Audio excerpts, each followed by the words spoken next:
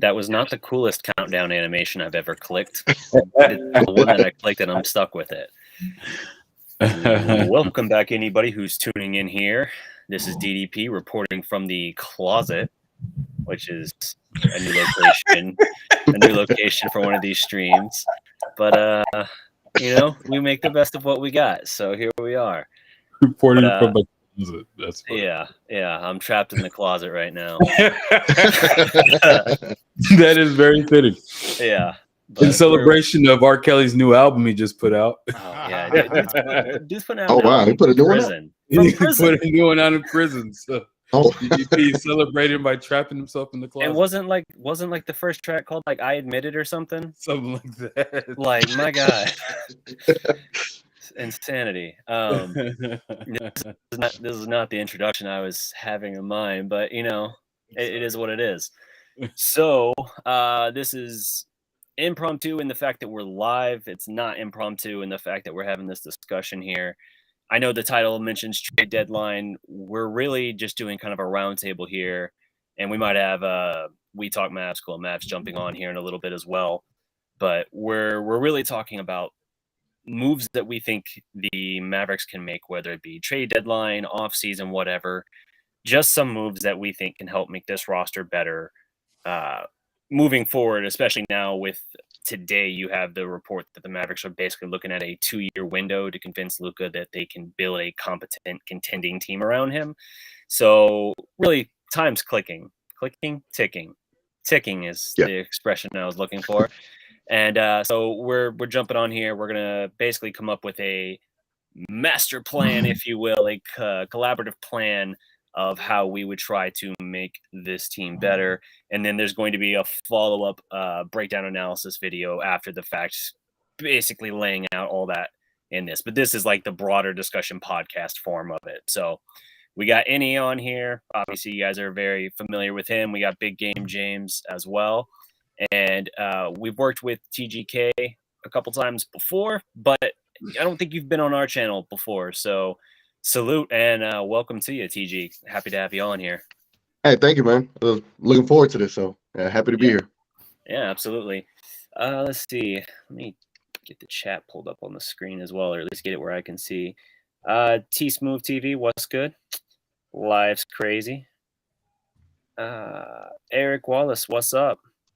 Oh, Eastside. Yeah, we're not talking about the Bulls game. No excuses there. So move along. Eastside, be quiet because y'all, you just worry about tomorrow. Eastside, don't say nothing. You just worry about tomorrow with them Texans. Worry about football because when y'all lose, I'm gonna find you and you're gonna run like usual. So don't. Wait, what's going on? What's going on tomorrow? Cowboys, Texans. Cowboys and Texans. Because he's a Texans. He ain't know exactly. He's a Houston fan. The only thing he ever want to talk about is the Astros. Baseball. He want to go to a team. Anytime somebody's winning in Houston, he talks about that particular sport. If your regular football team ain't doing good, he always disappearing. So disappear. I didn't even know Houston had a football team. Exactly. The Oilers? Yeah. Exactly. Oh. Way back then. Yeah. But let's start on this Mavs breakdown here. So let's start off first with kind of talking a little bit about what we think the key weaknesses are for the team right now. We obviously know like there's not enough star power on the team. There's too much asked of Luka. And even though Jason Kidd can say 100 times that we need to bring his usage down, we're asking too much of him. You can say that all you want, but the roster building in 5 years, I know under Kidd's watch, 2 years, not even, it hasn't done enough to actually address that problem. And you could say that the one thing that did kind of develop for that, Jalen Brunson, they still let get away. So what would we say for this roster are the major issues at the moment? Well, whoever wants to jump in first. If I was to address, the biggest weakness that Mavericks have is the fact that we have way too many guys who are dependent on our one player Luka to create for him. It's quite evident that without Luka, this team is probably the worst in the league. I won't. Yeah, be real. About Keep the it real. You situation. tell the truth. Call a spade a spade. Yeah, this is probably the worst supporting cast we have around the star player, and they're so dependent on him. If you watch other teams, it seems like um, the players on the other teams, even though they might not be as good as their stars or whatever, but they're still able to contribute in more ways than just play defense, shoot threes. Now, I understand we're trying to do the whole analytical game with, hey, high value shots, layups, corner threes, whatever. I get it, but basketball is way more than that. So all the times I've been watching the Mavericks, it just seems to be this that we're way too dependent on guys hitting threes, and we saw it. If we're not hitting threes or virtually, we can't win games. Luka literally had to put up 40 points for us to even stand a chance, and that's not a way to construct a winning team. Now, for hitting threes is a different story. However, we all know, we all grew up with the I guess the saying, you live and die by the three, right? Can you really promise yourself you can win uh for playoff series, with just hitting threes, or is there another more reliable route we can possibly take? That's kind of one of the things as we're thinking about building a team around Luka. That's kind of one of the things I'm looking at is there ways we can change up the point of attack if our threes are not going in, instead of just like, all right, we continue to shoot threes even though they're not falling, and then we end up losing the game. So that's all I have to say. Yeah. For me, I think right now it's really on Kid to fix the way he structures these lineups. I think you could make, how would I put it? You could improve what you got right now with the way you distribute the minutes, the way you handle your starting lineups. I just think Kid is too far up in his head to be able to look past those things, because he's in it, right? So he's probably emotionally connected to these players and who he wants to start. However the case may be, I just think you don't have much to work with when it comes to trades, when it comes to signing players. So with what you have to maximize it as much as possible. So with that being said, um, I've been a big component of starting Green and starting Wood, and I'm pretty sure I'm not the only one in that realm of being able to start those players. That way you have, say, a Spencer and Tim Hardaway Jr. come off the bench. The reason I say that is because I think me and Bibbs have kind of went back and forth on this. Not back and forth, but agreed on this, where Spencer is in the game early on with Luka, and he just looks like he's not even a part of the offense much. Especially once Tim Hardaway started starting, he really hasn't really had his looks. And then you saw him today. He had a more defined role where he was able to shoot, distribute. Even though that's not his like prime role, he does have those capabilities to be able to kind of function in that role. So to me, Kid still starting a Tim Hardaway, Spencer, and Luka together, I don't think that's going to work in the long run, because you lose a lot of defense in that regard. So if you have Luka, Green, Dorian Finney-Smith, Wood, and Kleba behind him, which Kleba is really good behind Wood in a sense, is protecting him defensively. I think that team, that starting five, they just come out and it gives you the best chance to get off to a good start. And then once you start, cascading your players in, right? The 6 minute mark, 8 minute mark, whatever, you bring in your Spencers, your Dinwiddies, your Dinwiddies and your Tim Hardaway Juniors. It feels to me like you have a better flow. You're not killing Luka the first 12 minutes. You could send him to the bench at the 10-minute mark. So first and foremost, I think that has been our biggest issue so far this year. And besides that, until Kid can fix that and stop battling with the Twitter head coach or the Twitter suggestions, I don't think we'll be able to move forward until we can see what this roster potentially has, whenever you're just holding it back that in that regard. Right. What do you think, James? I'm gonna agree with both of those sentiments from both of the guys. First, I definitely feel that the small ball 3-point thing is only going to take you so far. That's not no winning basketball to me. I think Unless when we you're the talked Warriors, about, yeah. Yeah, I think when we talked about with the Warriors DDP, when I sent you that message and you were like, everybody tried to copy it, but it ain't conducive to what it's really real, especially with your team. And I feel like that's not the way to go with the Mavericks. And just like you said, Andy, you live and die by the three, but that to me is not working. That's not something that you can go with. And then I also agree with you, TGK, because remember, I told you at the very beginning of the season, even before the season, DDP, I wanted Dinwiddie to come off the bench and I wanted to start Hardaway. That's what I wanted to do because I thought, because it's the same way with Jalen Brunson and Luka. That's one of the reasons why Jalen left, because when Luka is ball dominant, it's not no hate, but he's ball dominant. Jalen is better when he can control it how he wants. And when those two got on the court together, you could see the disconnect. You could see where Jalen was more just watching and Luka was more doing, and Jalen couldn't really create anymore. And I feel like that's what happens with Dinwiddie. That's why I said I wanted Dinwiddie to come off the bench, because you have a ball handler and a creator that's coming off the bench that can keep the flow of the offense going. When you have both of those ball handlers and you don't have the third ball handler, which we all been screaming about, even when they got to Kemba Walker, that's what made the offense with the disconnect, because Dinwiddie does seem to be more standstill, and Luka tends to create more. If you had a Hardaway starting, then you got the shooter, then you got the flow. It's the natural flow. And then you can bring the Dinwiddie off the bench and he can keep the offense flowing. And then, as you said, TGK too, you lose defense, because when you got Hardaway in there, you saw it just when they played the Bucks. Somebody's going to post him up all day, because now you're playing super small ball. You have no bigs out there at all, really. You're not starting Christian Wood at all. So Dwight Powell's only going to give you so much. He's not really going to give you too much of anything. But teams are going to exploit Tim Hardaway Jr. on the defensive side. They're going to get a big, post them up all day like they were doing, second shots, because we get killed on the boards all the time. We don't have a significant inside player that can get rebounds. So when teams do that, that's why we get beat up on the boards. And so I think another reason, I'm sorry, I don't want to be long-winded, but we don't have a two-way forward.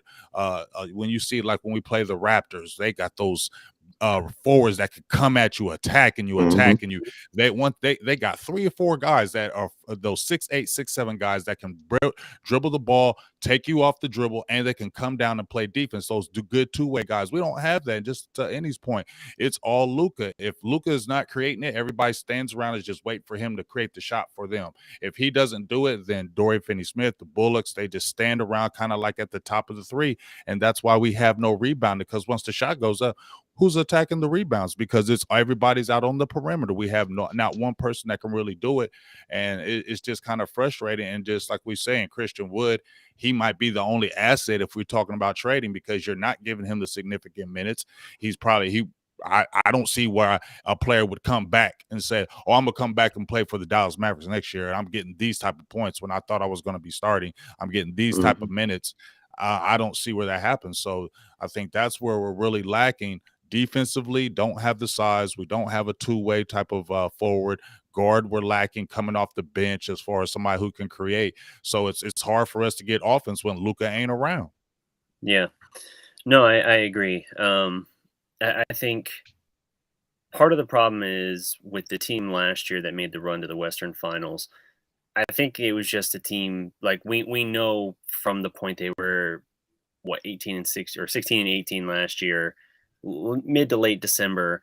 That was kind of when they turned the corner, and from that point on to basically the playoffs, the only team with a better winning percentage than them in the NBA was Phoenix.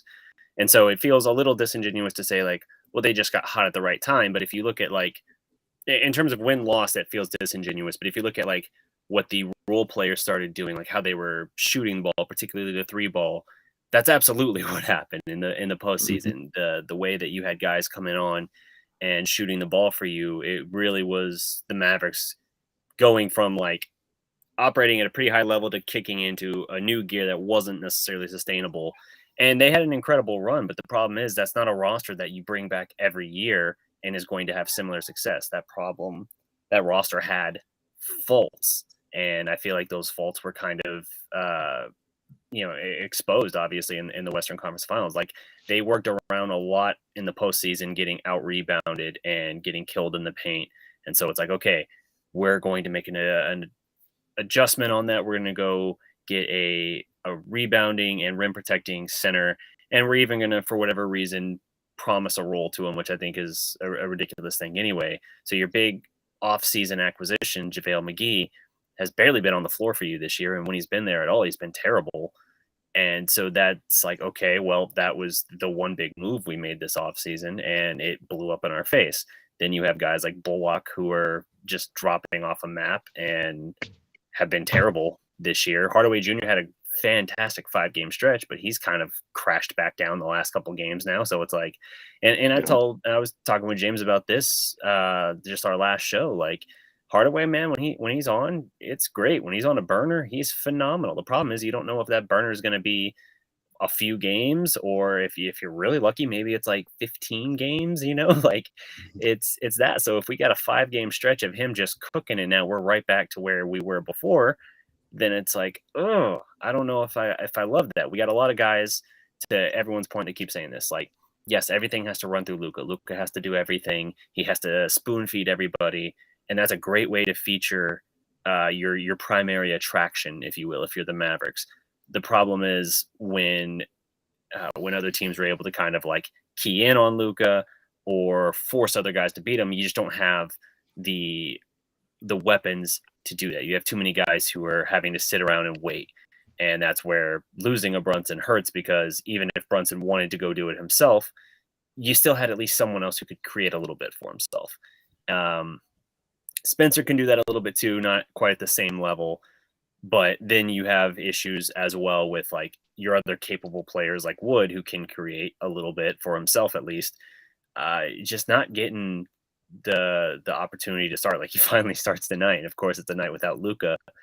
It's just I feel like they're not well built in the parts they have, because they don't complement each other well. They're way too dependent on Luka.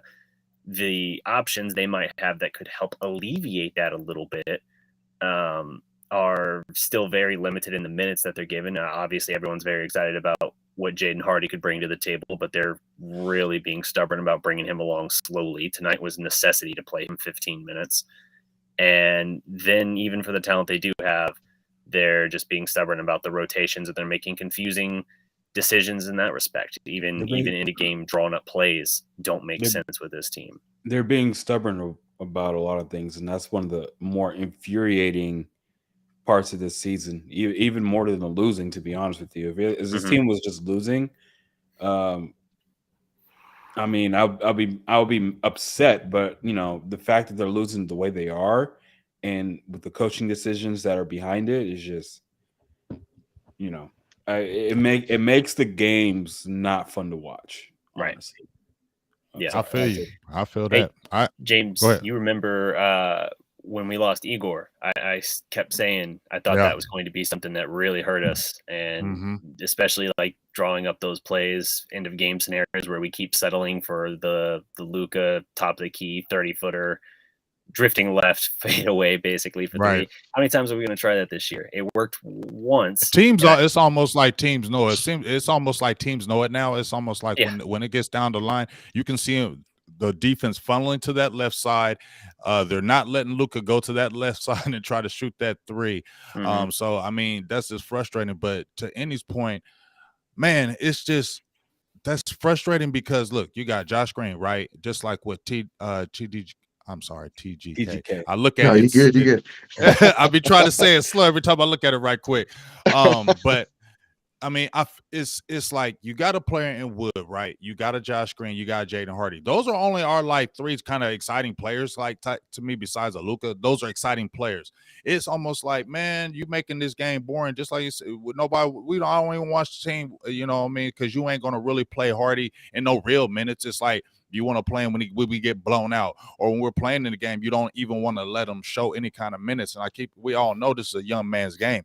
All these other young rookies are getting out here 18, 19, 20, 21 years old, getting real minutes. This dude played in the G League last year. Okay, it's not like he didn't sit out or anything. He played against, NBA type competition. He comes back down and goes nuts when you drop him back down there.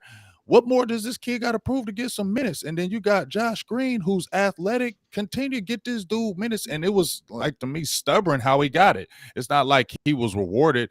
It was like, it's almost like stubbornly because Bullock had an illness or whatever that he got the minutes. It wasn't like, okay, let's sit down Bullock finally and let's just start getting Josh Green minutes, because Bullock is playing like hot trash right now. So how about you throw some energy in there, because that's what one of your significant pieces gives. So to you guys' points, he's being stubborn with the roster because you got some guys that can do something to make this team better, but you don't want to construe it that way because I don't know, bro. Like, I was liking you last year, Jason Kidd. I was vouching for you, bro. Like, I was on your team, dude. And now it's just like, bro, I can't keep defending you, bro. I can't. Like, people are saying something about Jason Kidd, and I try to be quiet, but I'm like, damn, you're right.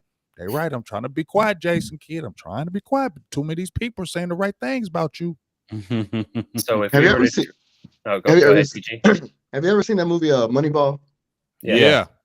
Where he starts trading players away so the coach can't play them. Mm-hmm. And he has to start playing like the players he once played. I was like, at a certain point, I don't know if Nico and Kid are that close. Like, Nico, you need to start trading players that Kid cannot play. That way he's forced to have to play Hardy and Green starter minutes, because I think you need to utilize the youth you got on this team. Luka's still 23. And I think I don't know. I don't think the team you got now is going to take us anywhere, obviously. Right. You know, with the way it's looking. You know, the weird thing, now this goes back to, being a Mark Cuban owned team. Mark Cuban essentially got rid of the championship team because they were too old, right? Mm-hmm. Have you looked at the age of this roster? What, like how everyone's basically, other than Luka, this like, roster's right pretty 30. old. Aside from Josh Green and Luka, this roster is pretty old. Yeah. And the fact that we're still holding on to some of these guys is like, yo, I think we even got older. Did we get older over the offseason? Well, you signed Kemba, which is another 32-year-old. And see, that's why I think like Hardy, Green, and Luka is going to be your core moving forward.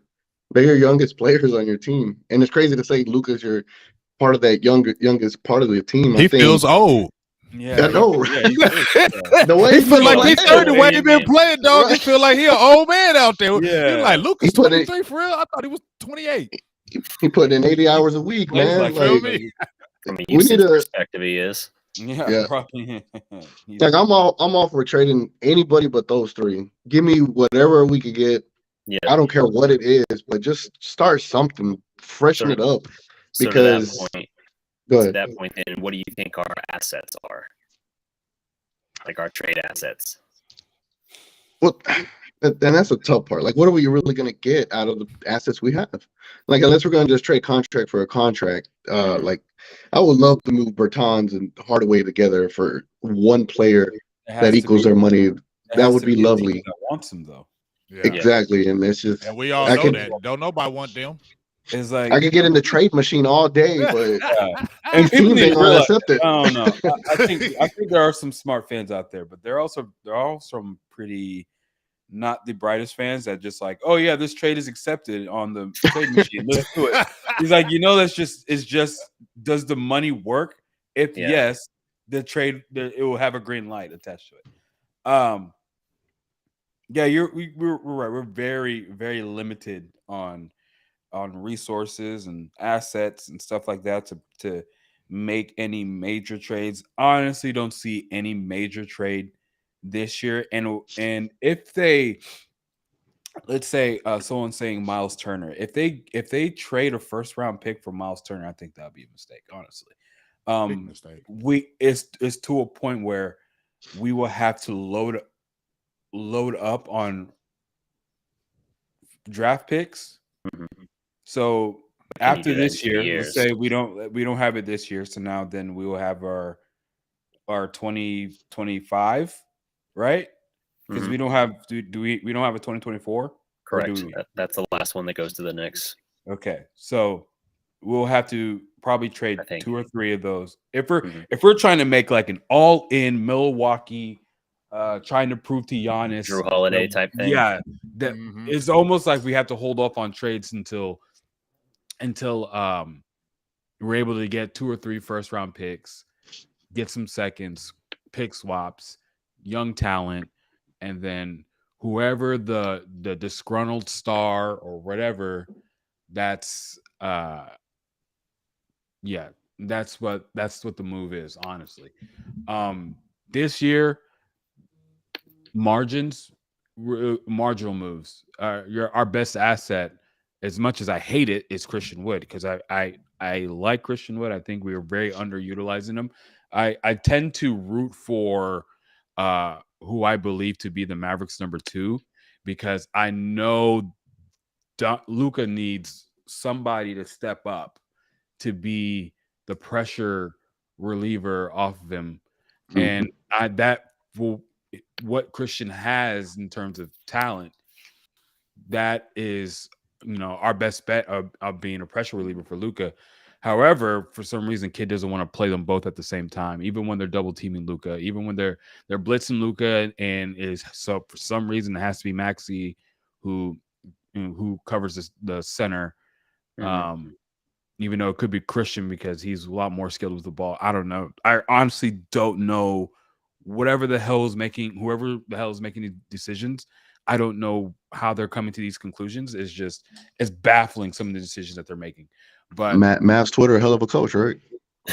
Honestly, right. have y'all seen fan controlled football?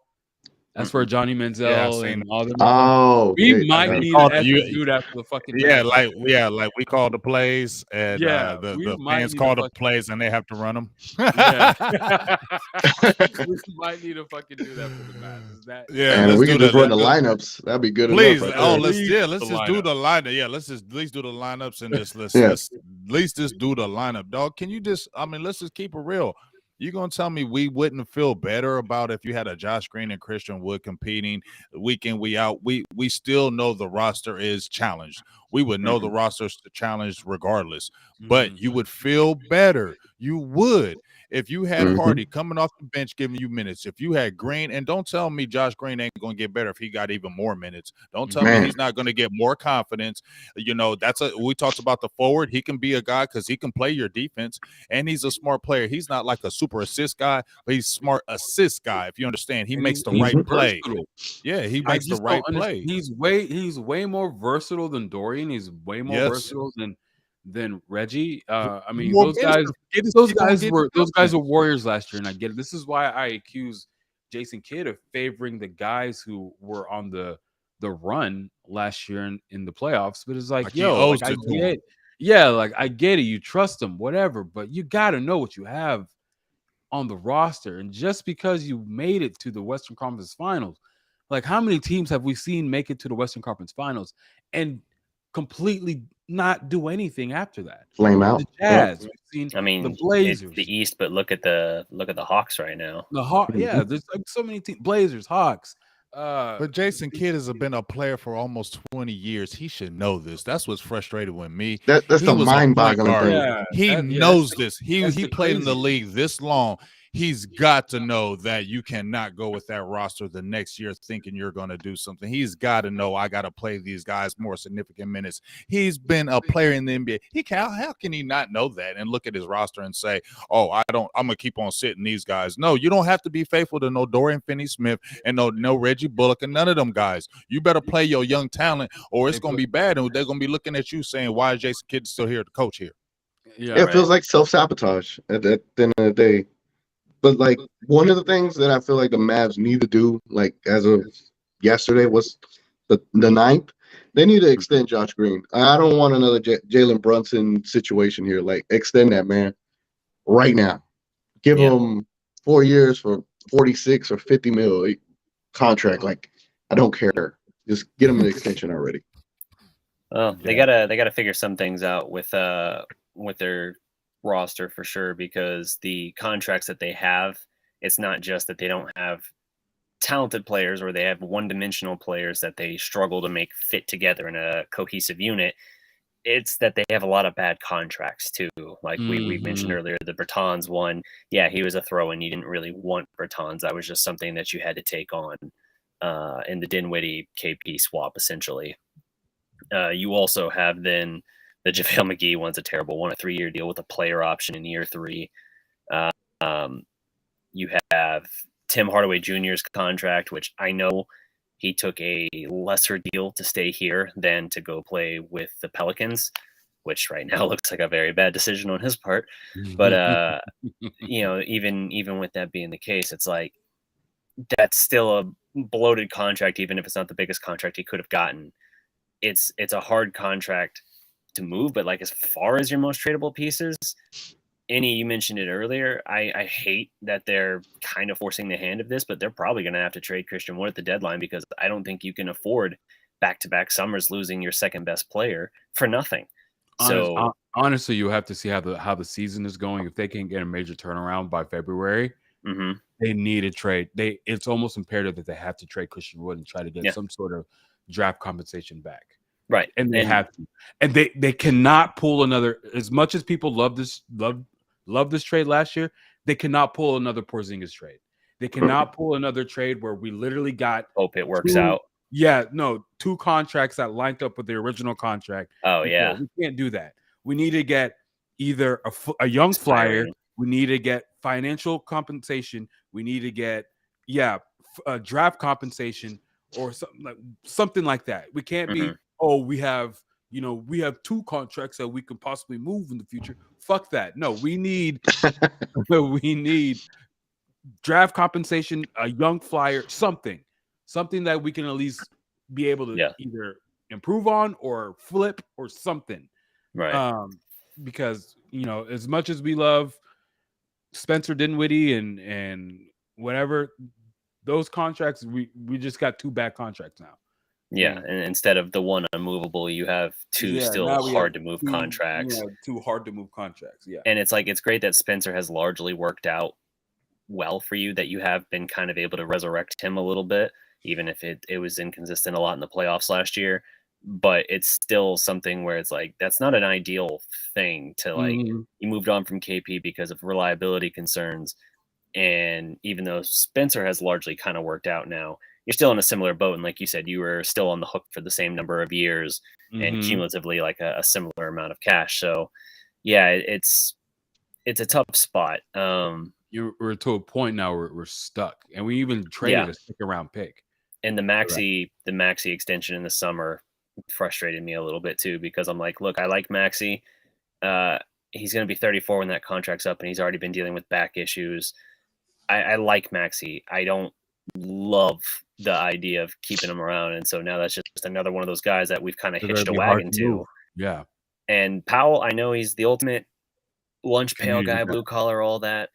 3 years in the playoffs, he can't play more than 10 minutes a game. He can't be on the floor, and it's just like this doesn't make sense to me. This doesn't fit. I know that he's a great locker room guy, chemistry guy, does everything asked of him. Didn't even complain or anything in the first few games when he was getting DNP'd.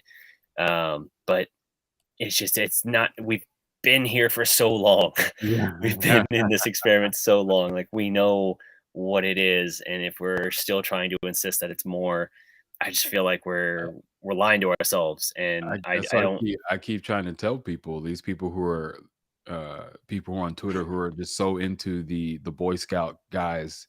They don't. Well, we don't want to bring in a Kyrie or whatever. It was like, yo, like at this point, give me talent. I don't. You definitely want something like that. I don't care. Bring it in. Bring it in. I don't care if he's a can't. Like, yo, is either we can do this whole rigmarole that we've been doing for these last 5 years, and 2 years goes by, and Luka gets fed up and he leaves, and we're gonna go back in the dark ages. And it'll be worse than the dark ages.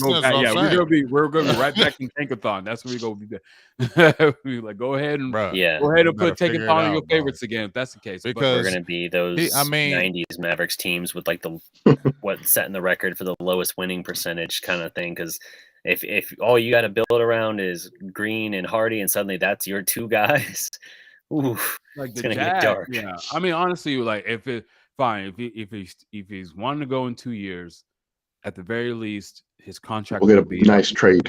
Yeah, for him. We better get at least a fuck ton of stuff back. Like I'm talking, you can have Luka, bring me your whole franchise type shit.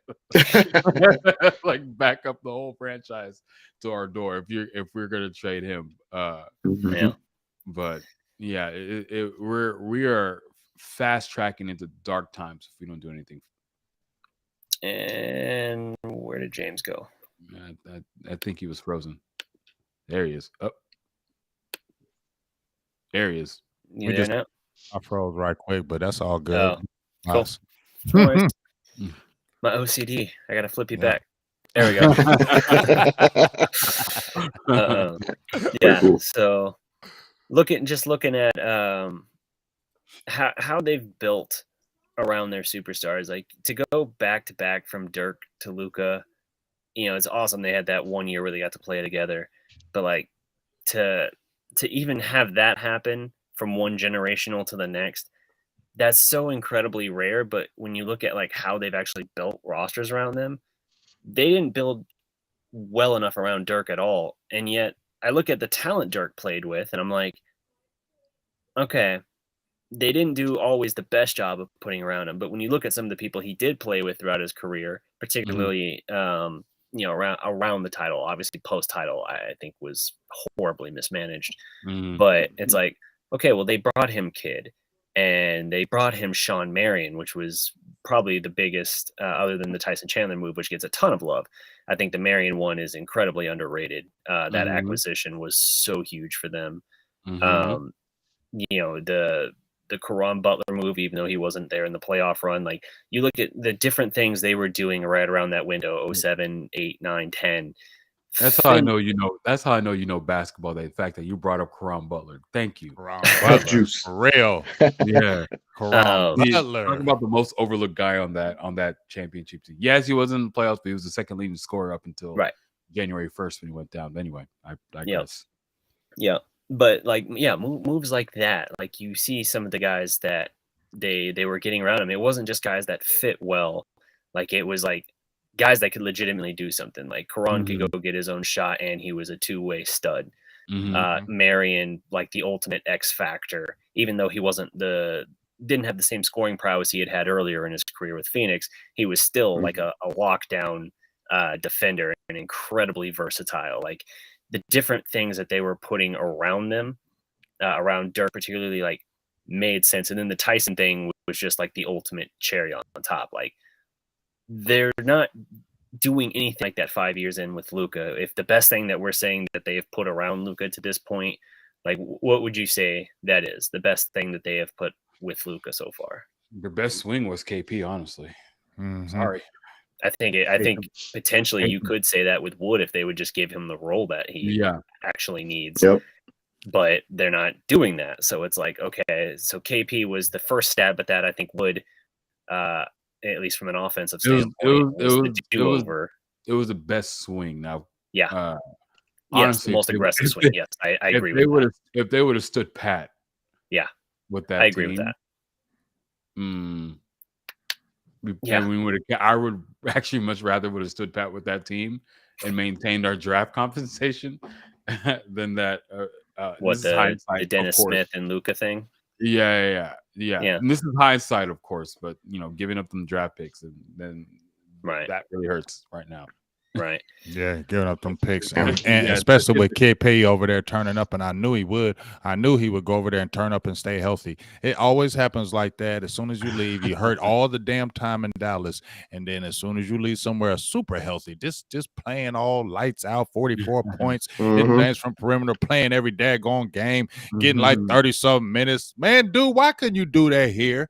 Please, why? Yeah, you know what I'm saying? It's like he had all that pressure, though. I don't know what it was. I think it was just immense pressure to put him. I think the reason why he's successful in Washington, to me, I just don't feel like he's that guy. Like he's better where he's just with a supporting cast, and then you can really see him play. But when you put him as he's the man.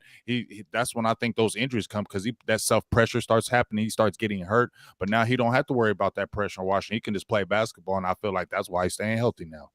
I'm glad you said that because I think there is something to that when it comes to playing with Luka. Because for example, like if you look at the young players, like when we had Jalen Brunson or Josh Green or even Hardy, they're not scared of that moment. You could kind of see it, it's like a eye test kind of thing. Right. Well, Green did, but right now he doesn't look like he's scared of that moment. Tim Hardaway Jr., how you gonna miss 3 free throws? You know what I'm saying? Like I think there's this aura of Luka, like, all right, I gotta hit these free throws because this man's doing everything for us. Like, let me just knock these down. You missed the first one. You can immediately tell like he just didn't have it. So it's just, I don't know if it's a psychological thing to play with Luka, because to me, looking at it from a hooper's perspective, if I'm hooping with someone, because I'm when I hoop, I normally have to be in that quote unquote Luka role where I'm dishing, finding the points, getting my own points, right? But if I know I have someone on my team that can create and find me a wide open shot that I would love to have, because I can never get those because I'm always double teamed or whatever. Well, why is it so hard for people to play with Luka? Like, if that is the case, right? Mhm. And for KP, I was when we made that trade, I was like, this is it. This is it. We're about to go back to the playoffs, about to have this big moment with KP, the new Steve Nash and Dirks, quote unquote. Yeah. And for that to not pan out, when you look back at it, it's probably one of the top 10 most disappointing things in probably Dallas history in general.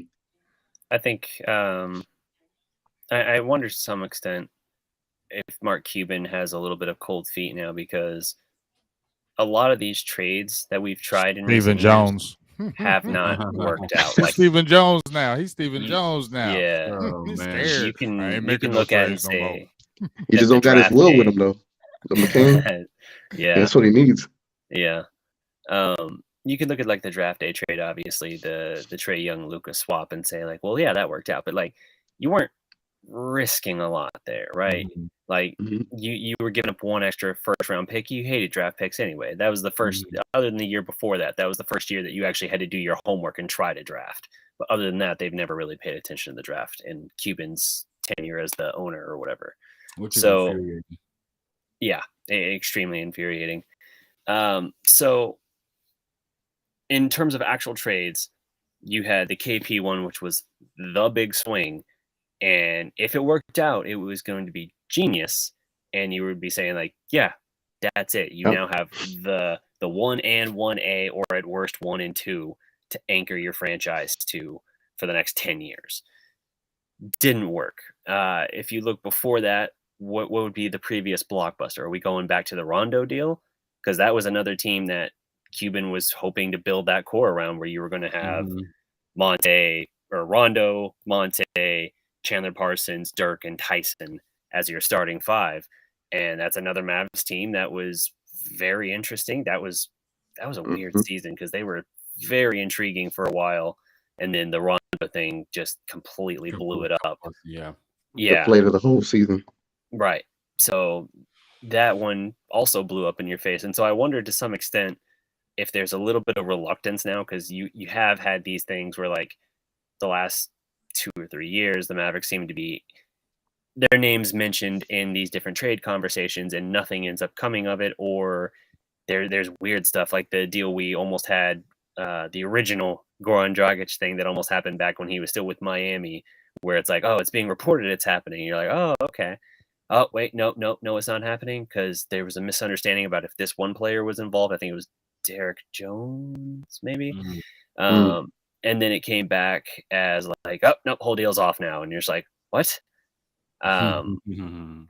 And then you had like the confusing thing after that, where there were the reports of like, oh, the Miami was kind of confused on like who was even like acting as the GM in that case, because some of their conversations were with Donnie and some of the conversations were with I think they said like Harlow.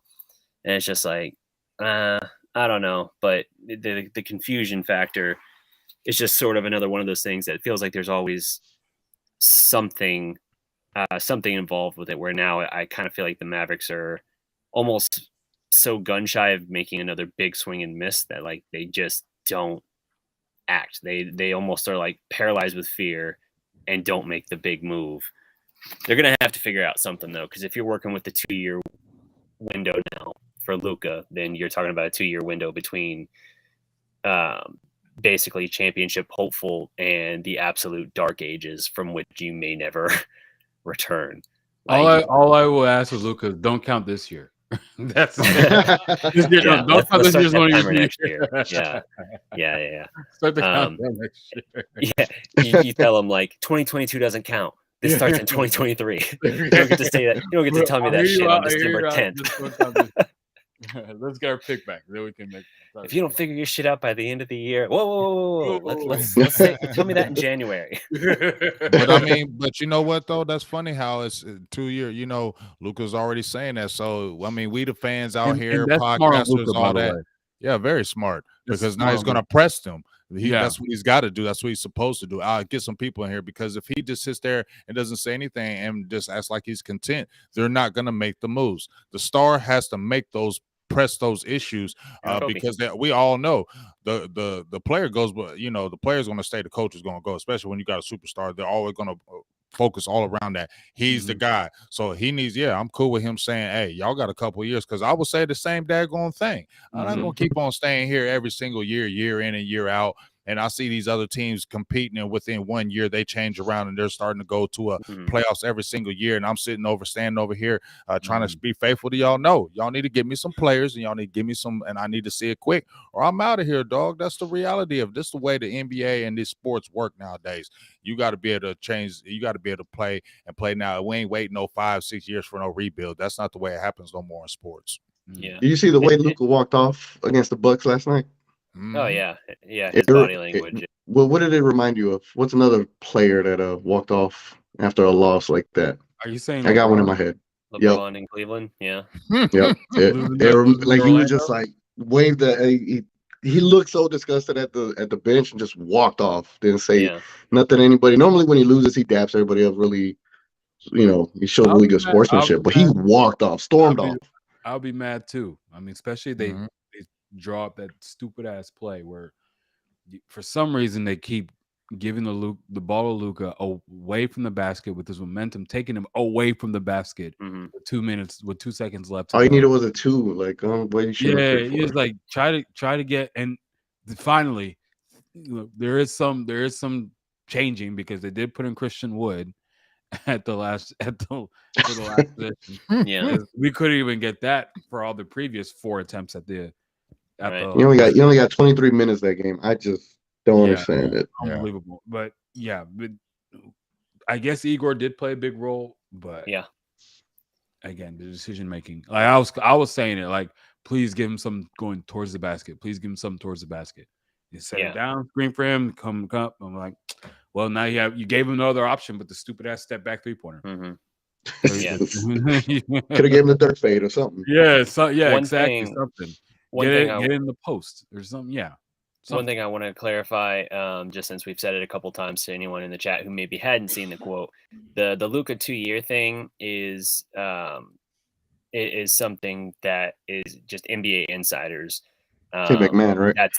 McMahon was the strongest voice that I've seen attached to this, but NBA insiders believe that Luka is basically giving the Mavericks a 2-year window to convince him that they can build a competent championship team around him. So it's not something that Luka or his people have said, but there is a strong belief that that's the case at this point. And I don't blame him at all for that, because this feels like they're taking a step backwards, and I understand these things are measured in baby steps. And this flies in the face of what the GM Nico said at the beginning of the year, that they need to be patient while trying to build around Luka. And it's like, no, the fuck you don't need to be patient. Like, come on. He's on year 5. There's no patience anymore. Literally, there's guys available every year that you can try to get. You know what I mean? So, this whole we need plan powder or whatever that crap, like the new age plan powder. Keep your powder dry. Whatever that crap was. We're right back at it. This is the 2020s version of that bull crap. But literally with how the league is constructed, and every year there's always a guy. And what you need to do is, probably not this year, next year. I don't know what the financials is like. That's not my area of expertise, but you need to put yourself in position, not just to sign the dude off free agency. I'm not gonna rely on free agency. I'm relying on the fact that we have to get ourselves the best package to get the next guy who wants to leave. Because every time there's a guy that says, "Oh, I'm out," and all the Mavs fans are like, "Can we go get him?" We don't have any assets. We haven't had any assets for a trade. Like a Literally, decade. yeah. Yeah. Literally, it's been the same. It's been the same thing every time. Yep. If we do make a trade, is for a guy who was like major red flags, but let's get him in here and pay a hot dollar for, like a KP with his injury history and stuff like that. But Yeah. if we can get someone like a Donovan Mitchell or Damian Lillard, even though I'm almost off that train. But there's gonna be somebody every year. There's a high priced player that will fit well. Now, if it can be an OG Anunoby, that's the we need somebody like that's what we need. We need one of them type forwards. That's the template of a guy that we need. Yeah, OG would be perfect. But you know what else, though, fellas? I feel like, as far as, free agents, when they want to come here and play with Luka, I think that's where Jason Kidd and them need to play the Josh Greens and the Jaden Hardys, because other players look at this team. And if they still see you playing Dinwiddie and Dorian Finney-Smith and Reggie Bullock, them players ain't trying to want to come to play in Dallas. It ain't about Luka. It's about who you ain't even playing nobody. Like, if you play those other guys and start getting some excitement out there, are you worried about losing Jason Kidd? Because I don't know what you worried about, because your squad ain't you ain't got no squad like that. So I don't know if you sitting there thinking you're going to compete with this, because it's not going to do it. This is more of a playing type team. Let's keep it real. If you can keep the roster the way it is and the way you're playing the players the way they are, the way you're starting them, this is a play-in team. Yeah, we get hot in those games that we won. We shot crazy 3-point range, 3 points, or Lucas dropped 44, 12 rebounds, 13 assists. You know what I'm saying, man? Dog, as a player, and at Jordan, all them, they get tired of that. They don't want to do that all the time. It looks good to us fans, right? It looks good to us fans, but to a player, he gets tired of that. He gets tired of feeling like, I got to score, I got to rebound, and assist. I got to do everything. I get tired of that. And just what you were saying, TDK, when I pass it to you and miss shots, or when I pass it to you, you can't create nothing. As a player, I played the game. I'm going to tell you, I play with players that were dogs, and I play on players where I was the guy. And it's true. When you feel like you got to do everything, you get frustrated. You don't want to come down and play the defense every time. Exactly. You start coming down and you start getting disinterested. You'll pass the ball and kind of stand around. You don't move to the picks as much, because you're starting to get frustrated, because you know that if I pass the ball, this dude ain't really going to score the points. I don't have the confidence when I drop the ball to him, he's going to make that shot. So that's why I take most of the shots. So then he gets accused of being the ball hog, but I ain't the ball hog, because I don't have no confidence y'all make the shot, so I got to do it. Right. All facts. Man, you got me want to jump on the court right now, bro. You feel me, dog? Anybody who played the game gonna tell you that right there. I feel like a lot of the people who are commenting on the situation did not play the game, honestly. Right. Because Derek, Derek he looks unassuming now, but back in the day, Derek was he was a force on the court,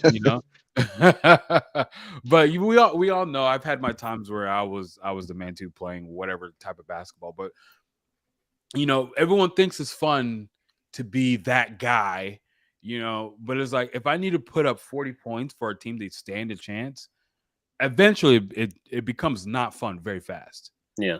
Very fast.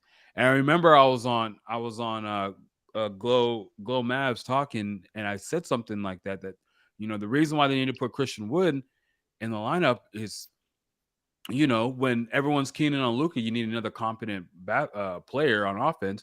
And some dude, lit me up in the comment section saying, he's not good at defense. Luka's just fine creating for every fucking body. And it's like, dude, I know you probably like watching basketball, and you like looking at all the numbers and analytics and shit like that, though. But look into the psychology of the game. That shit is tiring, dude. That shit, you look into your left and you're like, that dude can't dribble. Look to your right, that dude can't dribble. Yo, Literally, I have to create 98 out of the 100 points that we score. If I'm not scoring, I'm assisting. Like, it's tiring, dude. if they're playing pickup, who do you think Luka's gonna pick first out of the Mavs roster? Wood. He's gonna pick Right. Wood first. He's gonna because pick he Wood can get every he can time. get buckets, and you can see it. TGK when he's playing with them, you can see it. It was early because I think Kid messed it up, but I think it was like maybe 4 or 5 games where they were really clicking.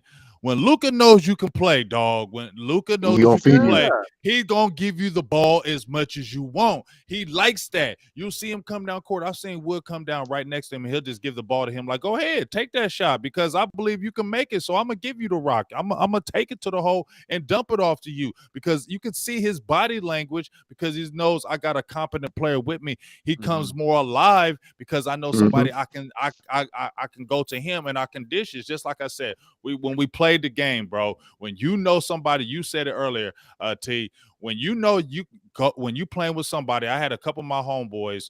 One of them went to the University of Akron, and they were some ballers. And it feels good when you know you can come on the court, and it ain't just me. I can go to the hole, and I know when I kick it out, my dog gonna hit that three. I know when he kicks it to me, he knows I'm gonna go to the hole. I'm gonna make those points. Your team plays better. Your spirits lift. You play stronger defense. You come back. You play harder. You come back on harder. Play harder on the defensive end. Try to go undefeated for the day. You know exactly. You feel me? You get that pep. But I'm gonna tell you, when people talk about his defense, I get it. But as a top player, when that stuff ain't falling for y'all to play and they ain't doing it, bro, I don't care what you say. You ain't trying to come back playing and be this defensive guy and wear yourself out when you know you got to come back and score. I'm not coming back and playing crazy hard defense when I know I got to come back and hit a double or triple team every single time where I'm gonna get doubled. I need to conserve that energy so I can score the points. So hell no, I ain't gonna be playing defense like that. That's the truth.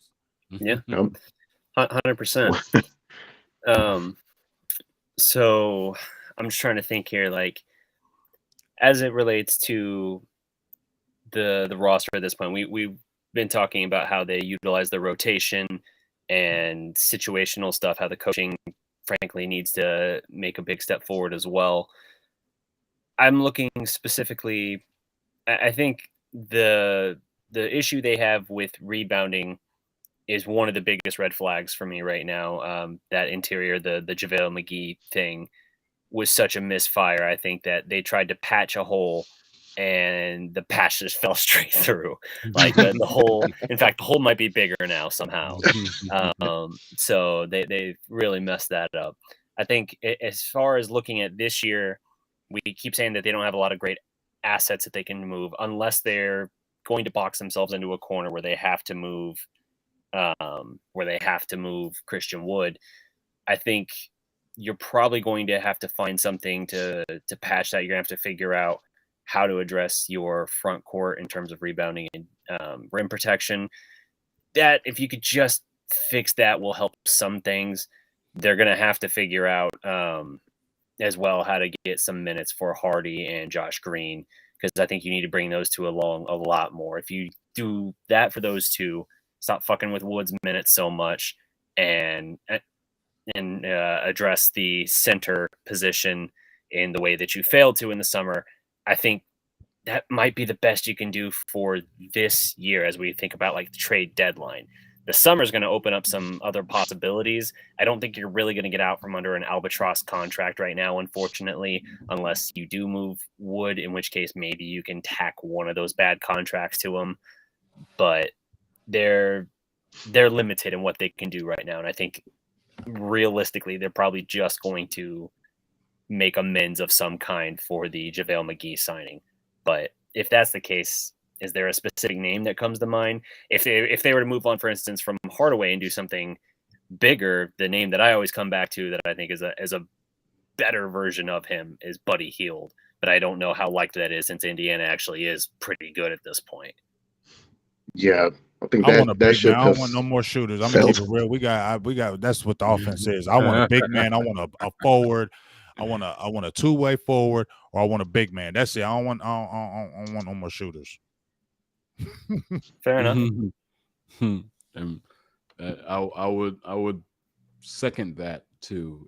I need someone who can I'm looking for someone who can attack closeouts. I probably would value that more than shooting threes at that point. At this point, Yeah. No, I'm not saying like that's the one move I make. I'm saying yeah. of the moves that we have as we're like looking in Mhm. this feed. I'm looking at a way of saying like, all right, well, they're going to want some kind of Tim Hardaway role. So here's how you get an upgraded Hardaway on a similar contract. Yeah, I will be scared of training with a team like Pacers because they're probably looking to also tank and they want draft capital.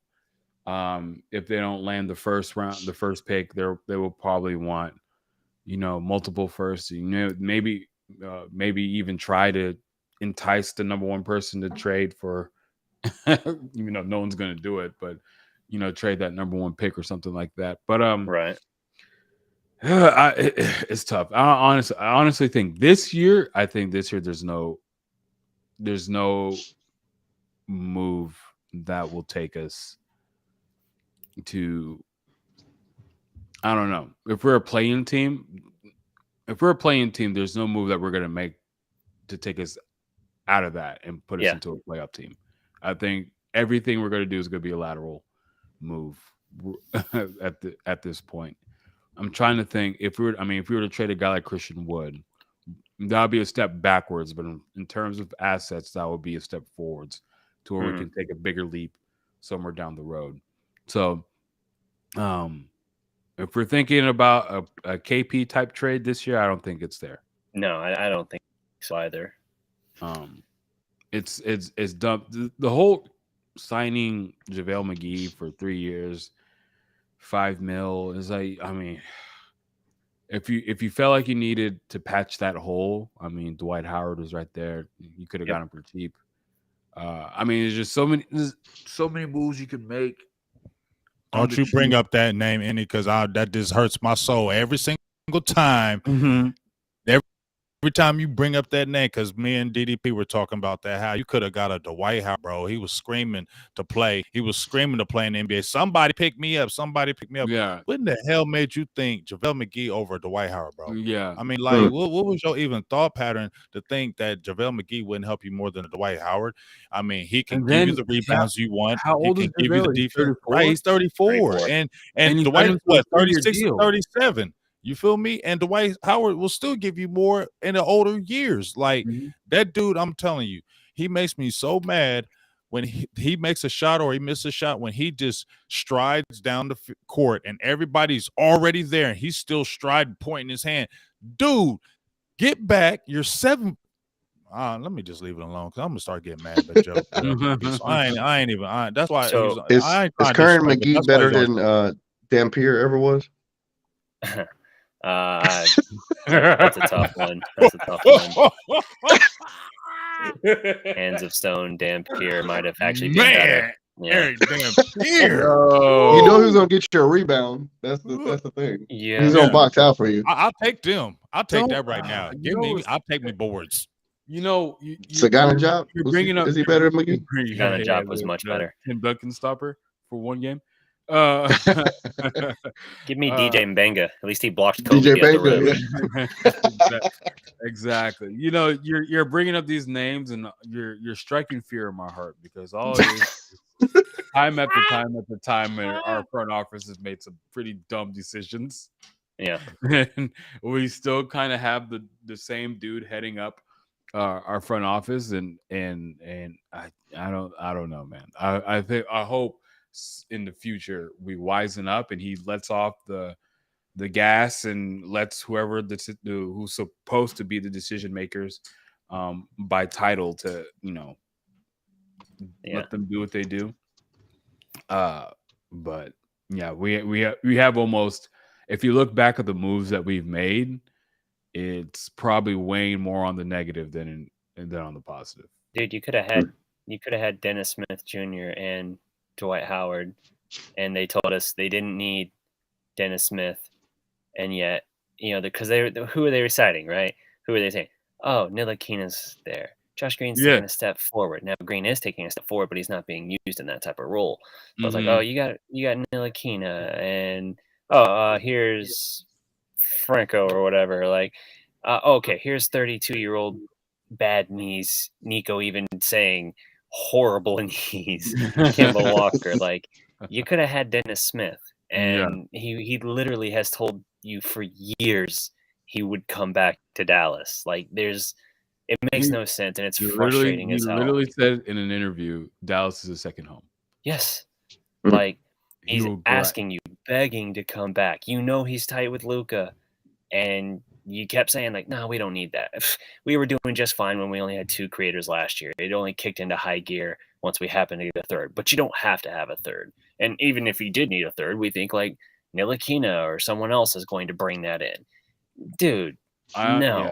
like the assessment is my biggest fear here, like how they are assessing talent and how they are doing this, because it just feels flawed. Like it's not just these peripheral roster moves where it's like, could he help this roster and can he be had at a good price? Yes, it's not just those. Like it feels like even in some of these cases where they're talking about a bigger move or something, they're just misjudging how much a guy's either got left in the tank or what his role should be and things like that. Like again, I keep going back to the Maxey one because giving him a 3-year deal at the time with I think he's 32, 31 right now. 31. I don't love that with him having already a bad back for multiple years to be paying him to the point where he's 34. It's not that it's a huge sum of money. It's just anchoring to that where I'm like, if anything, I'm trying to kind of reduce how much we're asking of him. And I just feel like they're loading up a lot of these contracts that are less than ideal, even if they're keeping their guys and things like that. It's like, okay, fine. Do I hate the idea of having Maxey? No. Do I want to be tethered to him long term? No. And that's the kind of stuff they're doing. They're either doing these moves that just keep these guys around for a lot longer and don't really help them move forward. Maxey's not going to help you take a next step. Yeah. Like you're going to remain where you are with him in terms of your front court. That's not to say that he's without value, but that value would probably be best served in some part of a trade. So they've got to figure it out, because their assessment and their analysis, their scouting is very suspect, I think, right now.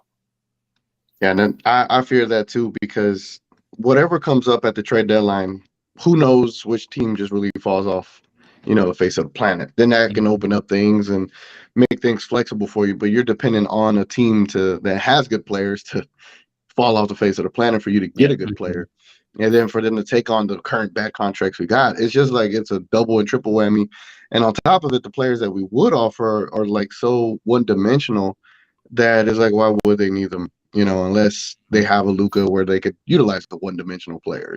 But I think that's part of our issue is that we have one-dimensional player after one-dimensional player. You got Tim Hardaway Jr. could just shoot threes.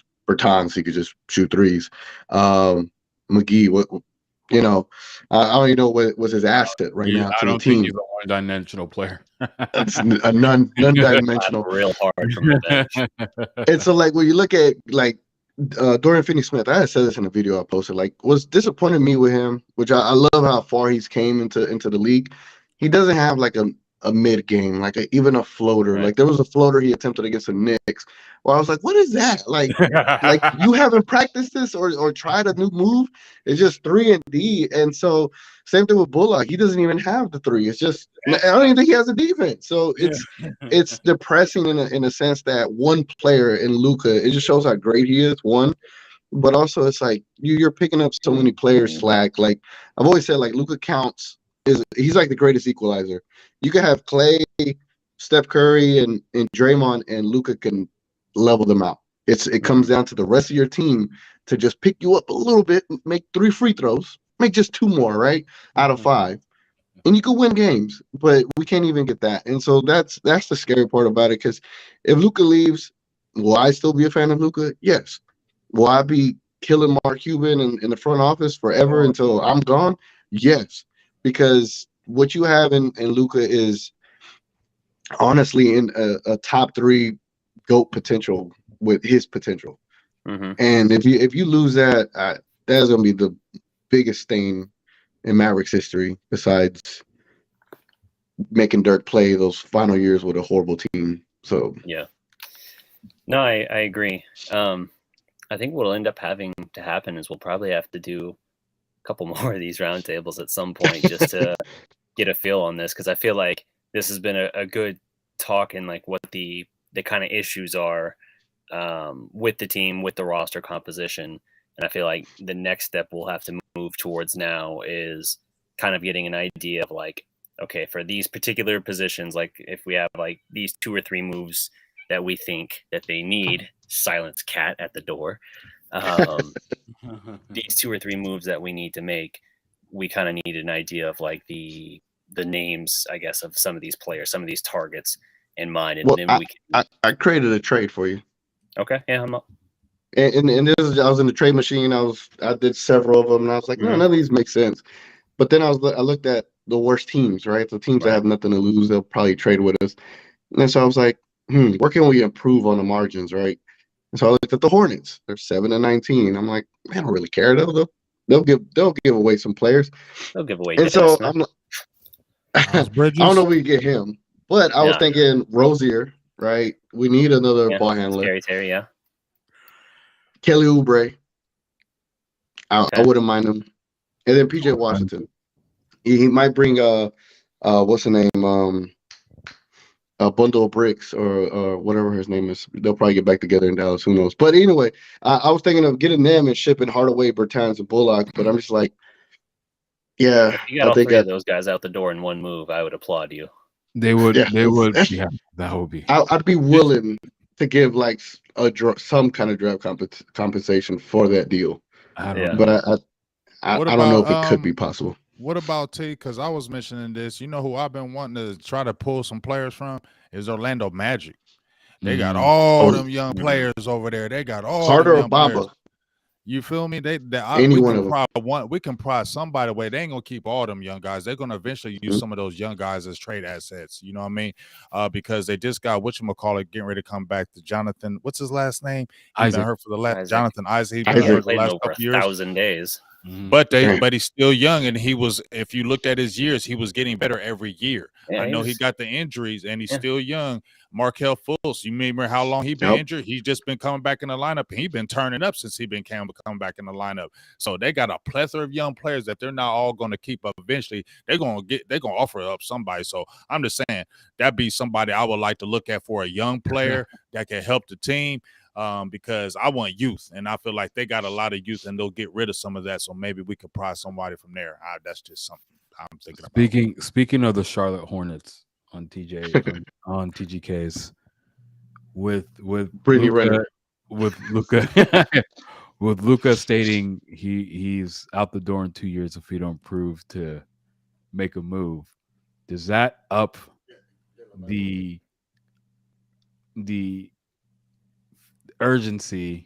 sense of urgency enough to be so desperate that you start looking at Miles Bridges? I mean, depends on the outcome of his case, right? Yeah, I think it depends on Cynthia too. I think if you look at the updates on the case, it's not as I could be wrong. I have to state this because I'm on the internet. I could be wrong. However, if you look at the new updates, I was getting some stories about how crazy that girl is as well, and then also with the case, I think it's come to some sort of conclusion where he's not serving jail time. Look, Mark Cuban, I get it. You want to be on the good side of history all the time. However, what do they say for all those crypto commercials? Fortune favors your ass is going to go broke. You might have to go down this road, man. You might have to do it. Miles Bridges. It says voids jail time and felony domestic violence plea. Huh. I mean, you can look at Primo too. I'm the type of person, and I know, if I said this on With Twitter, the Cowboys, we got Greg Hardy that one time. exactly. And I'm the type of person like, look, I'm in the business of competition at the highest level. I cannot be, if I'm looking at it straight at that, like that. Sometimes PR and all that, it's a fluid concept. You know what I mean? Is I can't be so affected by the PR backlash when I know that all we have to do is win a couple of games and no one gives a crap anymore. You know what I mean? If Greg Hardy came back and was putting up numbers that year with the Cowboys, and the Cowboys were playing very well, no one would care about what Greg Hardy did before. Right? That's true. If he was turning up, he helped us have a good defense. They would have turned a blind eye. I mean, they would have turned a blind. We've seen it time again. Michael Vick came back after fighting dogs and going to Kyrie came back. And anybody could come back. Up numbers, and no one cared anymore. Look, I know we all make mistakes. That Mark Cuban won't do it because Mark Cuban has branded himself as this virtuous individual that he doesn't want to do anything wrong. I don't know what he's trying to cover up. Anyway, that's like you ain't done anything wrong, Mark. I feel like there are all kind of bones in that closet. Yeah, that's a whole nother story. I feel like there's all like kind of bones. You got to keep your team, Mark. Be grateful. Yeah, but kind of bones. It's almost. I think Luka. I think the fear of losing Luka should get you into some chills down your spine. Yeah, it should be like, all right, let's open Pandora's box and let's see what I can get myself a good talent for at a reasonable price. I just got to withstand the PR. That's it. If that's the price I got to pay. Yeah. TGK, what happened, bro? What happened to your audio? Right, I know, right? you're choppy. Chopping out. Yeah, it's like yeah. Can you hear me? Go back out and come back in. Yeah, unplug it, plug it back in. James, your mic. Oh no, he's gone. He said what? Okay, never mind. I forgot you have your handheld. Yeah, because you were talking. I was like, oh, we lost James too. Like, what is going on here? Yeah, that means it's time to go. That means yeah, it's time to go. It is because it's midnight over here, y'all. I love y'all. Yeah, all right. Yeah, we got pulled into a tangent a little bit, but I'm trying to see. He's think okay, on he's that, Matt. Back in. Think on that. There we go. All right, how's the sound? Say something, T. Oh, you're a robot now. It's time. You're a robot now. Just stay in though. We're gonna I'll go out. I'll do your promo for you. Everybody on the chat.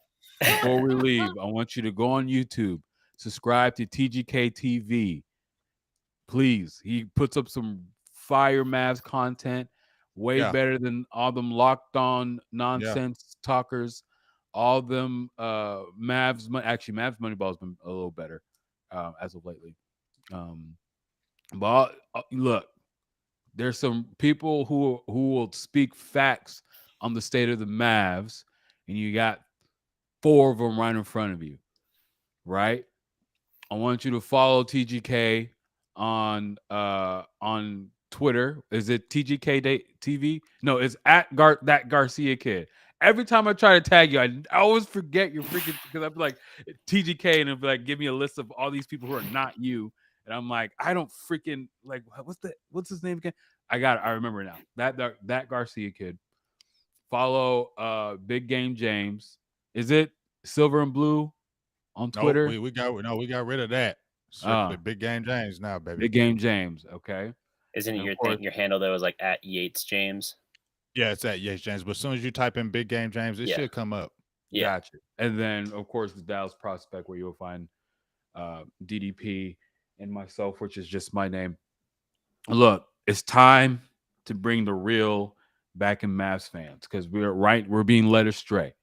We're being led by these podcasters and guys who have never played the game of basketball or just looking through it through a damn algorithm, numbers, and all that nonsense that doesn't translate exclusively to wins. Right? We literally have guys telling you they're bragging that we're winning games while losing the rebound battle. Was like, that's not something to be bragging about. Like, that is one of the reasons Not why as we a lost. regular game plan. Yeah, exactly. Like, they literally, sorry, but it's to that point where it's like those guys do not know the game. They don't know the game. They watched it. They probably understand that a 3 is worth more than a 2. Congratulations, you can count. But the game is much more complicated than that. It's not played on paper. It's not played on spreadsheets. People are not spreadsheets. This is not 2K where you can just, if I know how to shoot with Tim Hardaway, I can never never not make or not miss a shot with Tim Hardaway because I'm just good as no. This is real life basketball, and so we need people to speak truth about what the state of the Mavericks is. And Derek, James, TGK. We have the Mavs Outsiders. We have Glow Mavs. They've been doing a fantastic job. How have I know they've been doing a fantastic job? As of right now, we're not having fun covering the Mavs. We're not having fun. Even there's a game where they won, and I was just like, it still wasn't what it is, right? Yeah. Because the decisions made along the way were dumb, and we didn't just give into the hype of the fact that we won. It's like, if you continue on with these decisions that you're making, it's going to result in more games lost than won, right? And that's what happened. We still made these same decisions, and we experienced a ton of losses. And I think the Mavericks fan base have gone to the lowest point that it was since the Luka draft pick. And his result is because of these decisions that our coach is making. So we want people to rise up. Well, I'm gonna speak for myself, not for you guys. I want people in the Mavericks Twitter, YouTube atmosphere to really rise up and really speak on what the hell is going on with the Mavericks, because I don't know if it helps or people catch wind of it or whatever, and that can sway decision making. But damn it, I have to believe that can make some sort of change. And so here's some people that are speaking that stuff and that you need to listen to. Anyway, for sure. And like I said, we'll do some more of these. We'll keep talking, and we'll bring in a couple other people as well, because ultimately what we're trying to do with these roundtables is put together our basically collective plan for how to make this team better, and at the junctions of like what we can do this year, the deadline, what we can do in the summer, and then maybe we'll look further than that, like a 2-year plan or 3-year plan, something to that effect, how we think this team gets there. But we're going to keep working on this, and once we get basically this plan in place, we're going to do a fully produced video breaking down everything for you and the why of it. This is just kind of like, almost, we did this live, but it's almost like a raw behind the scenes thing as we're having these discussions in real time. So stay tuned. We'll have more. Thanks for everyone who tuned in. Salute to you. Subscribe to everyone here, and we'll be back soon. Till next time, guys. Peace.